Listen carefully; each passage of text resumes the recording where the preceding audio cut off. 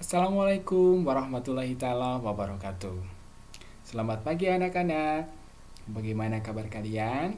Bapak berharap kalian dalam keadaan sehat walafiat selalu ada pada lindungan Allah Subhanahu wa taala.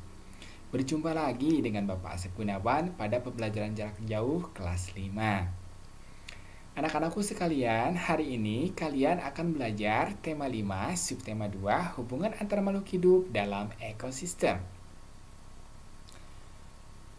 Nah, sebelum lanjut pada pembelajaran, marilah kita sama-sama berdoa terlebih dahulu. Untuk kelancaran dan keefektifan kita belajar, marilah kita sama-sama berdoa. Berdoa mulai. Berdoa selesai. Bagi kalian yang belum mengisi absen hari ini, silahkan kalian mengisinya pada WA Group atau chatroom Google Meet. Nah, tujuan pembelajaran hari ini perlu Bapak sampaikan. Setelah mencermati video pada slide PPT dan penjelasan guru, diharapkan kalian mampu menganalisis rantai makanan. Yang kedua, kalian mampu membuat gambar rantai makanan dalam ekosistem disertai dengan keterangannya. Yang ketiga, diharapkan kalian mampu menentukan pokok pikiran dari sebuah bacaan. Dan tujuan pembelajaran terakhir, yakni kalian mampu membuat kalimat tentang rantai makanan. Nah, bagi kalian yang belum memiliki handout untuk pembelajaran hari ini, kalian bisa mengunduhnya pada Google Classroom seperti biasa. Rantai makanan pada suatu ekosistem. Untuk lebih jelasnya lagi, silahkan kalian perhatikan gambar berikut. Ada gambar padi, ada tikus, ada ular, ada burung elang, dan ada jamur. Nah, gambar tersebut merupakan gambar rantai makanan pada ekosistem sawah. Kenapa demikian?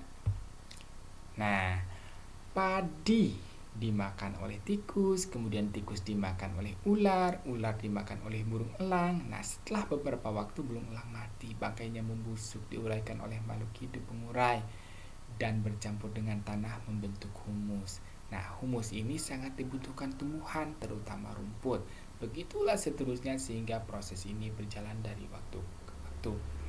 Urutan peristiwa memakan dan dimakan di atas dapat berjalan seimbang dan lancar jika seluruh komponen tersebut ada. Jika salah satu komponen tidak ada, akan terjadi ketimpangan dalam urutan memakan dan dimakan tersebut. Agar rantai makanan dapat terus berjalan, jumlah produsen harus lebih banyak daripada jumlah konsumen. Ke satu ya. Nah, konsumen ke satu lebih banyak daripada konsumen kedua.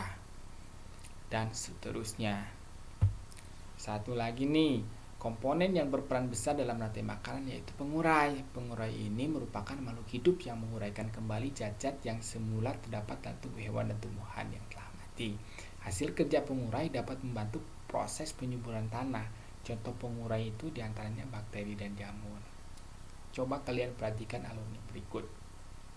Ya, produsen 1 dimakan konsumen 1, konsumen 1 dimakan konsumen 2, konsumen 2 mati kemudian membusuk. Nah, dinikmati oleh pengurai. Nah, pengurai ini yang memproduksi humus sehingga produsen semakin banyak, ya. Nah, untuk lebih jelasnya lagi, silahkan kalian simak video pembelajaran berikut.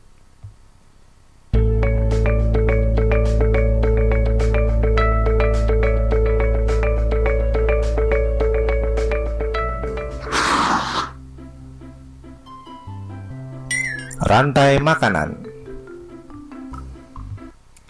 Iya, anak-anakku sekalian, setelah kalian menyimak video pembelajaran mengenai rantai makanan, Bapak yakin kalian lebih memahami lagi mengenai materi rantai makanan. Nah, sekarang kita lanjutkan pada bagaimana kita menemukan pokok pikiran dalam bacaan dengan tepat. Nah, di samping itu, kalian harus mengetahui dulu pengertian dari pokok pikiran itu seperti apa. Nah, ide pokok atau pokok pikiran merupakan ide gagasan yang menjadi pokok pengembang paragraf. Ide pokok ini terdapat dalam kalimat utama. Adapun ciri-ciri ide pokok antara lain: 1. Memiliki kalimat pendukung atau kalimat pengembang atau penjelas. Yang kedua, ada yang mendukung, baik itu berupa penjelasan atau alasan yang menguatkannya. Yang ketiga, inti dari sebuah paragraf atau pusat pembahasan. Nah, berikut contoh dalam menentukan ide pokok. Ada sebuah paragraf.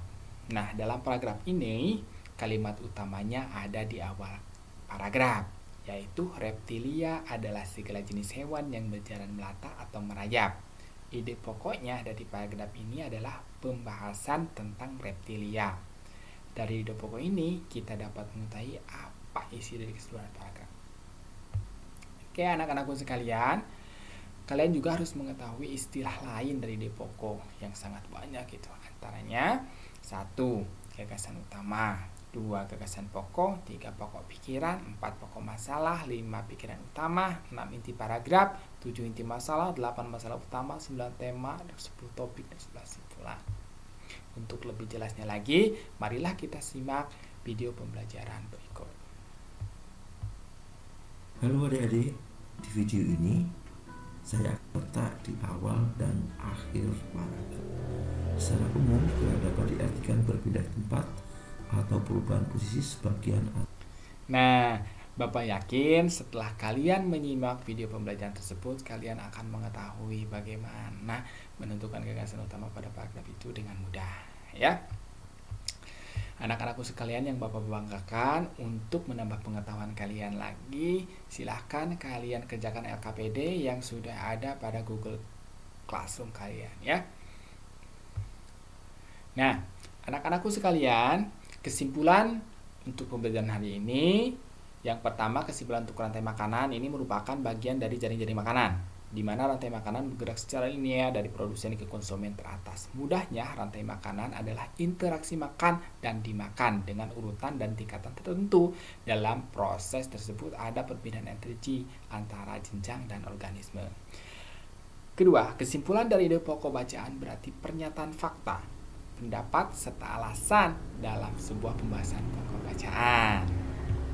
Nah, untuk evaluasi pembelajaran hari ini, kalian bisa mengunduhnya dari Google Classroom ataupun dari WA Group. Bapak pula akan menge-share, ya. Silahkan kerjakan evaluasi pembelajarannya. Bapak tunggu responnya sampai jam 9 malam. Jangan lupa pilih nama sesuai nama kalian. Jangan sampai salah pilih, ya. Anak-anakku yang Bapak banggakan, kegiatan pembelajaran hari ini Bapak cukupkan sekian. Mudah-mudahan bermanfaat. Kurang lebihnya Bapak mohon maaf. Jangan lupa ketika kalian keluar rumah selalu menggunakan masker, membawa hand sanitizer. Di samping itu pula harus selalu membantu orang tua di rumah, ya. Itu saja yang ingin Bapak sampaikan. Wabillahi taufiq wal hidayah. Wassalamualaikum warahmatullahi taala wabarakatuh.